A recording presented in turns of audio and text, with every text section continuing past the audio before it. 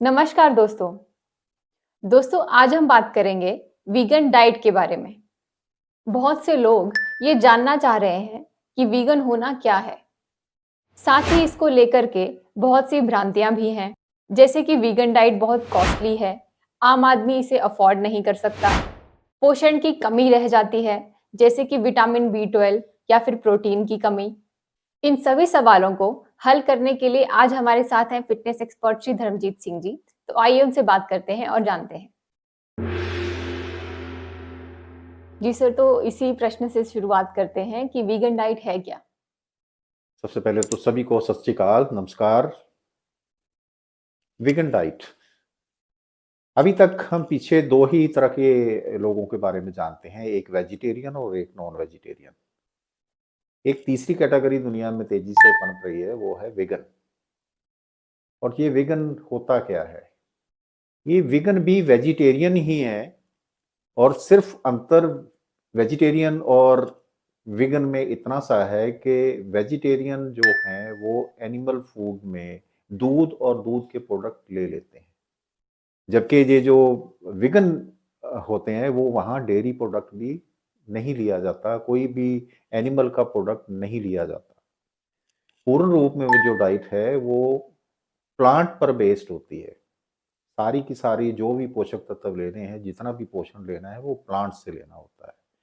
बस यही जो लोग टोटल सिर्फ प्लांट डाइट डाइट पर ही रहते हैं, उनको विगन नाम दिया जाता है। जी। जी सर, तो बहुत सारे लोगों का ये भी मानना है कि इससे विटामिन B12 और प्रोटीन पूरा नहीं मिलता जो शरीर को चाहिए। तो क्या ये सच है? ये एक कोरी भ्रांति है कि प्लांट बेस्ड जितनी भी डाइट होती है वहाँ से न्यूट्रिशन प्रॉपर नहीं मिलता, कि विटामिन बी कम्प्लेक्स का जो सोर्स है वो सिर्फ एनिमल प्रोडक्ट्स ही हैं। ऐसा नहीं है। विटामिन बी कम्प्लेक्स का जो सोर्स है वो बैक्टीरिया है, और बैक्टीरिया जहाँ वो, क्योंकि वो एनिमल्स में भी वो बैक्टीरिया ही विटामिन बी बनाता है, वो कोई दूसरा नहीं बनाता। और जो हम जितना भी अगर ह्यूमन बीइंग है तो हम में भी वो बैक्टीरिया वो विटामिन B12 बना सकता है, अगर हम अपने को बहुत ज़्यादा हाइजीन नहीं करें। तो ऐसी कोई बात नहीं है कि विगन जो है उनको ऐसी जो न्यूट्रिशन की और डेफिशिएंसी रहती है। दूसरी बात आ जाती है प्रोटीन की। तो प्रोटीन, मैं एक सवाल करना चाहूँगा कि जितने भी वेजिटेरियन जीव हैं, जितने भी शाकाहारी जीव इस सृष्टि में हैं, वो तो किसी तरह का सिर्फ अपनी माँ के अलावा किसी का दूध नहीं पीते, और बचपन के बाद कभी ज़िंदगी भर दूध पीते ही नहीं हैं। हाथी भी अप्रॉक्सिमेटली 100 साल तक ज़िंदा रहता है, और बहुत बड़ा आकार है उसका, बहुत बड़े मसल्स हैं सा उसमें, बहुत सारी उसमें बोन्स हैं। तो फिर उसमें तो कभी भी वो तो शुद्ध शाकाहारी है, तो क्या उसको कभी इन न्यूट्रिएंट्स की कमी हुई है?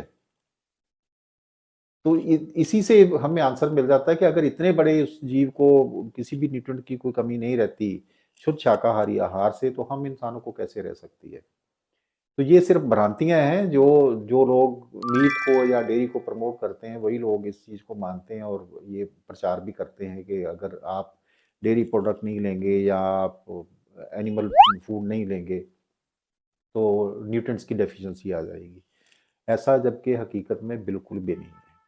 बहुत सारे सोर्स जो हैं प्रोटीन के, आप देखिए जितनी भी दालें हैं सारा प्रोटीन है, जितने भी नट्स हैं उनमें ढेर सारा प्रोटीन है। इवन देन बहुत सारी जो जितने भी हमारे कार्बोहाइड्रेट्स के सोर्स हैं उनमें भी ठीक ठाक प्रोटीन है। बहुत सारी सब्जियों में बहुत अच्छा प्रोटीन है। तो ये बिल्कुल गलत फहमी है, कोरी गलत फहमी है कि किसी तरह का न्यूट्रिएंट की इस डाइट में कमी होती है। अब फॉर एग्जांपल लेते हैं, अगर ये कमियां होती तो जो लोग विगन हो चुके हैं उनकी परफॉर्मेंस बाकी लोगों से ज़्यादा अच्छी क्यों है? अभी इस पर भी रिसर्च हुई है कि बहुत सारे जो एथलीट हैं दुनिया में वो विगन हुए। जैसे इंडिया में अगर बात करें तो जैसे विराट कोहली है, वो विगन है। अब क्या उसके बराबर किसी भी और एथलीट की, किसी भी प्लेयर की परफॉर्मेंस है क्या? ये मेरे ख्याल से ये सारे अपने आप आंसर मिल जाते हैं यहाँ से। तो ये, और मैं खुद भी पिछले अप्रॉक्सिमेटली 18 साल से वेगन हूँ, तो मेरे को तो अभी तक मैंने जितने भी, मैं हर साल अपने जो फिटनेस टेस्ट है करवाता रहता हूँ, टेस्टों में कभी भी किसी तरह की कोई डेफिशिएंसी नहीं आई, बल्कि मसल रेशो मेरा बाकियों से अच्छा है। और ना कभी B12 की कमी हुई है, ना विटामिन डी की कमी हुई है, ना कोई कैल्शियम की कमी हुई है। ऐसा बिल्कुल भी नहीं है। दोस्तों ये एक कोरी भ्रांति है जिस पर बिल्कुल भी विश्वास नहीं करना चाहिए। हुँ। जी सर, तो बहुत बार ये भी एक प्रश्न है जो सामने आता है कि जो वीगनिज़्म है, जो वीगन डाइट है, ये बहुत कॉस्टली है और आम आदमी इसे अफ़ोर्ड नहीं कर सकता। तो इसके बारे में भी थोड़ा आप बताइए? ये भी एक मैं कहूँगा कि एक कोरी भ्रांति है कि वीगन डाइट जो है बहुत कॉस्टली है। वीगन डाइट अगर आप घर पर ही जो आप ये है क्या? पहले तो यही समझ लेना है कि वीगन डाइट में हम वही वही जो घर में दालें हैं और दालें हमेशा मीट से सस्ती ही होती हैं। नट्स जो हैं ये भी इतने ज़्यादा कोई कॉस्टली नहीं है। अनाज सारे वही होते हैं, सब्जियाँ वही होती हैं, फल सभी होते हैं।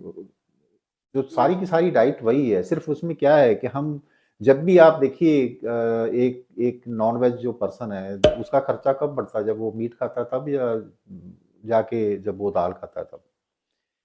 तो ये कोरी भ्रांतियाँ हैं। हाँ, ये गलतफ़हमी कहाँ से पैदा होती है कि जब हम मान लीजिए वीगन मिल्क ढूँढना है आपने, आलमंड मिल्क ढूँढना है, पीनट मिल्क ढूँढना है या सोया मिल्क ढूँढना है, तो आप मार्केट में जाओगे। तो अगर मार्केट में जाओगे तो मार्केट इस चीज़ का क्योंकि नया कॉन्सेप्ट है तो उसका एक नाजायज़ फ़ायदा उठा रही है और जो चीज़ें बहुत सस्ती बन जाती हैं। जैसे फ़ॉर एग्ज़ाम्पल जो सोया मिल्क है, ये आप घर में ही 10 15-20 रुपए ₹15 में लीटर तैयार कर सकते हैं।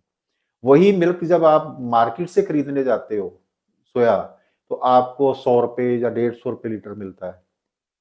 अगर आप पीनट मिल्क मार्केट में खरीदने निकलते हो, तो वो 150-200 लीटर आपको मिलता है, जबकि वो आप घर पर ₹20 लीटर में आसानी से तैयार कर लेते हो। ऐसे ही आलमंड मिल्क है, तो आलमंड मिल्क भी जो है ज़्यादा से ज़्यादा वो 40 पै 35-40 में लीटर तैयार हो जाता है घर पर ही और बहुत आसान है करना।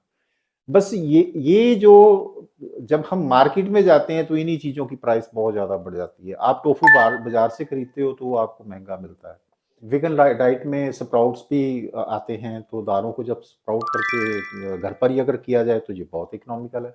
वही स्प्राउट जब अगर आप बाज़ार से खरीदोगे तो आपको कॉस्टली मिलेंगे।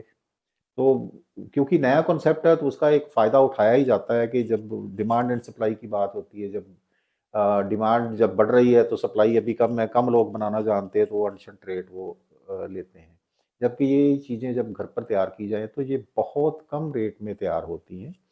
और बहुत ये ऐसी डाइट है बल्कि जब कोई वीगन डाइट पर जाता है तो उसके किचन का खर्चा जो है वो कम होता है। मेरा जो प्रैक्टिकल एक्सपीरियंस है कि 15 से 20% खर्चा जो है वो कम हो जाता है।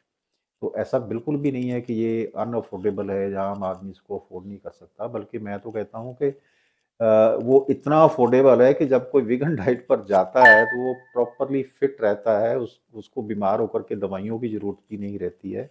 तो 2 खर्चे बचते हैं, ये 15-20 परसेंट खर्चा तो डाइट का भी बच रहा है और इधर बीमार होकर के फिर लगने वाला दवाइयों पर खर्चा तो सारा ही बच रहा है। इलाज में कोई जाना ही नहीं पड़ता। अब मेरी फैमिली पिछले 18 साल से वेगन है तो हम हमें 18 साल हो गए कभी हमारे जो फैमिली डॉक्टर थे वो भी हम हमसे कभी कभ शुरू-शुरू में जब हम हुए थे तो पूछते थे भई क्या बात है अभी आते ही नहीं? तो मैं उनको मज़ाक करता था कि ये बीमार होना ज़रूरी है आपके पास आने के लिए? तो ऐसा हरगिज़ भी नहीं है जो जो वेगन होने पर आपके खर्चे बल्कि कंट्रोल होते हैं। डाइट का खर्चा भी कन कम है और उसके बाद बीमार होकर के होने वाला खर्चा तो बिल्कुल भी नहीं है। तो हमें इन गलतफ़हमियों से बाहर निकलना चाहिए और विघ्न होने का मतलब क्योंकि सृष्टि ने अब जितनी भी साइंटिफिक रिसर्च हो रही है इस टॉपिक पर, वो यही जा आकर आ रही है कि जो इंसान है ये प्योरली भगवान ने इसको डिज़ाइन जो किया है, इसका जो सिस्टम सारा डिज़ाइन किया है, वो प्लांट बेस्ड डाइट का ही है। तो इसको प्लांट बेस्ड डाइट पर ही जाना चाहिए और अपने आप को बिल्कुल स्वस्थ रख सकता है वो। तो दुनिया भर में आज करोड़ों लोग इस बात की एग्ज़ाम्पल बन चुके हैं, जो-जो विज़न हो चुके हैं, कि वो दुनिया की सबसे हेल्दी कम्युनिटी हो चुकी है। तो ये अच्छी बात ही है ना, खर्चे भी कम हो रहे हैं और साथ-साथ लोग सबसे बड़ी बात है वो स्वस्थ हो रहे हैं, जिसकी आज सबसे ज़्यादा ज़रूरत है। क्या हम इंडिया में वर्ल्ड कैपिटल ऑफ डिज़ीज़ ही बने रहना चाहते हैं या उससे निकलना चाहते हैं? मैं एक सिंपल सी बात कहता हूँ कि जब आप तंदुरुस्त होते हो तो आप अपने और अपने परिवार के काम के हो जाते हो। लेकिन जब आप बीमार हो जाते हो तो बहुत सारे लोगों के काम के हो जाते हो। ठीक है? जिन्होंने भी आपके ट्रीटमेंट करने हैं, आपकी उनका फाइनेंशियल जो स्टेटस है वो आपकी वजह से चलता है फिर। तो अच्छा है ना अपने काम के रहना। तो वीगन डाइट को इसीलिए ज़्यादातर इसके लिए प्रोपेगेंडे जो वो किए जाते हैं कि लोग अगर स्वस्थ हो गए तो शायद ये जो बीमारियों का व्यापार है वो उस पर असर पड़ेगा।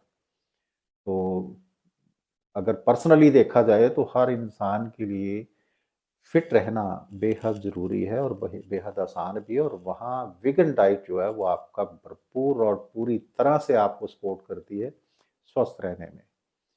तो सो कभी भी इन गलतफहमियों में मत जाइए कि ये कॉस्टली है या ये अनअफोर्डेबल है, ऐसा बिल्कुल भी नहीं है। जी, जी सर, तो एक बार फिर से आपका बहुत-बहुत धन्यवाद इस जानकारी के लिए। आपका भी बहुत-बहुत धन्यवाद। दोस्तों, आशा करते हैं कि वीगनिज़्म को लेकर के आपकी जितनी भी भ्रांतियाँ थी, उनका स्पष्टीकरण आपको मिल गया होगा। अगर फिर भी आपका कोई प्रश्न रह गया हो, तो आप हमें कमेंट सेक्शन में पूछ सकते हैं। तो इस जानकारी के साथ आगे बढ़ते हुए आप भी वीगनिज़्म को अपनाइए और स्वस्थ हो जाइए। दोस्तों, आज का वीडियो पसंद आया हो तो इसे लाइक ज़रूर करें, शेयर करें, चैनल को सब्सक्राइब करें, बेल आइकन दबाएँ ताकि आने वाली वीडियोज़ की अपडेट्स आपको मिलती रहे। ऐसी ही और भी जानकारियों के लिए जुड़े रहिए हमारे साथ। आइए मिलकर के बनाएं एक हेल्दी दुनिया। मिलते हैं एक नई वीडियो में एक नई जानकारी के साथ। धन्यवाद।